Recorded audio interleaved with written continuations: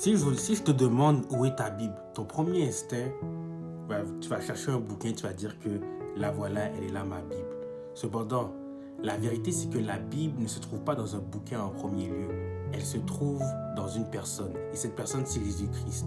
Dans Jean 1,14, ça dit « Et la parole a été faite chair, et elle a habité parmi nous, plein de grâce et de vérité. » Ce qui veut dire que ce texte identifie Jésus comme la parole, et que la parole a été faite chair, elle est venue comme un humain pour nous côtoyer. Ensuite, dans Jean 14, ça dit « Jésus lui répondit, si quelqu'un m'aime, il obéira à ma parole, mon Père aussi l'aimera, nous viendrons à lui et nous établirons notre demeure chez lui.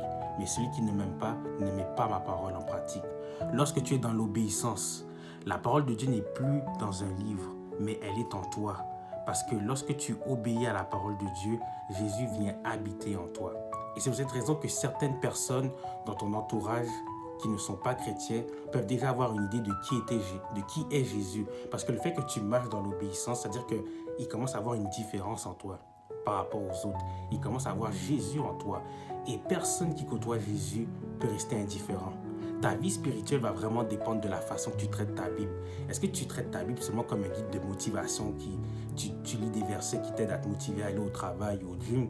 Est-ce que tu lis ta Bible seulement pour satisfaire ta conscience spirituelle que tu es un bon chrétien?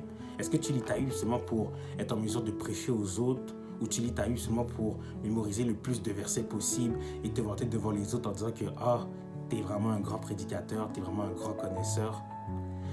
Je vais vous dire une chose.